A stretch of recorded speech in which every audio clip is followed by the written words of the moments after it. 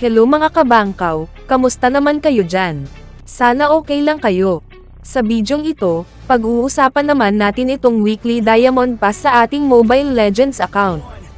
Pero bago ang lahat, i-like mo ang bidyong ito para mas i-recommend pa ito ni Facebook at YouTube sa iba pang mga viewers.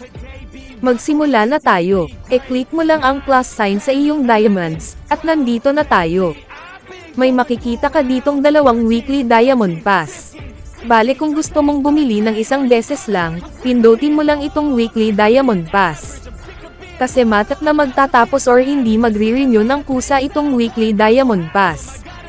Sa kabilang banda, kung gusto mo namang tuloy-tuloy ang iyong pagbili ay pindutin lang itong weekly diamond pass subscription. Sa ikapitong araw ng iyong pagbili or subscription ay magre-renew lang ito ng kusa at madadagdagan na naman ng isang linggong pangungulekta mo ng diamonds, at automatic na magbabawas ang bayad mo sa wallet mo na nakabind sa iyong Google Play account. Para matigil itong weekly diamonds pass subscription ay kinakailangan mo talaga itong puntahan sa iyong Gmail at pindutin ang cancel subscription. Ngayon ang pipiliin ko lang ay ang weekly diamond pass, kasi gusto kong isang beses lang ako bibili. Ayan, nagkakahalaga na ito ngayon ng 105 pesos sa GCash.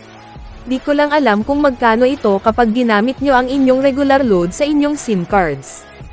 After nyong mabili, pindutin lang ang weekly diamond pass. After mong mabili ito, may makikita ka dyan na claim at makakatanggap ka agad ng 20 worth of diamonds, Starlight points at Past Choice of Bundle.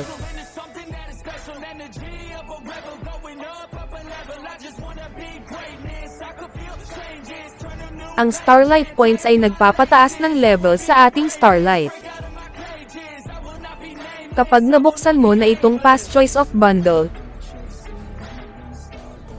pili ka lang sa 10 Starlight Fragments or 10 Crystals of Aurora.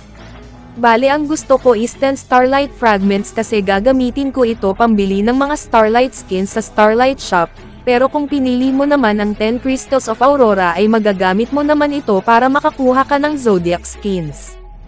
Pagkatapos ay makakatanggap ka rin agad ng 80 worth of diamonds na mapupunta sa iyong savings box, e-click lang ang savings box at i-accept para makuha ito. Ang 80 diamonds ay isang beses mo lang yan matatanggap pagkatapos mong bumili ng weekly diamond pass. Pero ang 20 diamonds, Starlight points at Past Choice of Bundle ay matatanggap mo ito araw-araw sa loob ng isang linggo. Bale, 80 diamonds sa savings box plus 140 diamonds of total mula sa login araw-araw, plus 70 total of Starlight Fragments or Crystals of Aurora mula sa login araw-araw. Total of 280 value ang makukuha natin dito sa pagbili ng weekly diamond pass.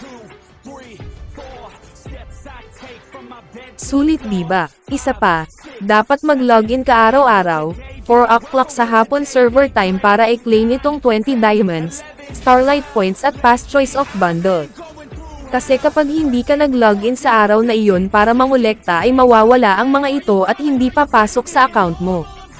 Pero kung nag-login ka naman sa iyong Mobile Legend account sa araw na iyon, pero nakalimutan mong kolektahin ang mga ito ay huwag kang mag-alala, kusa itong papasok sa iyong savings account at dun mo makukuha kahit anong oras.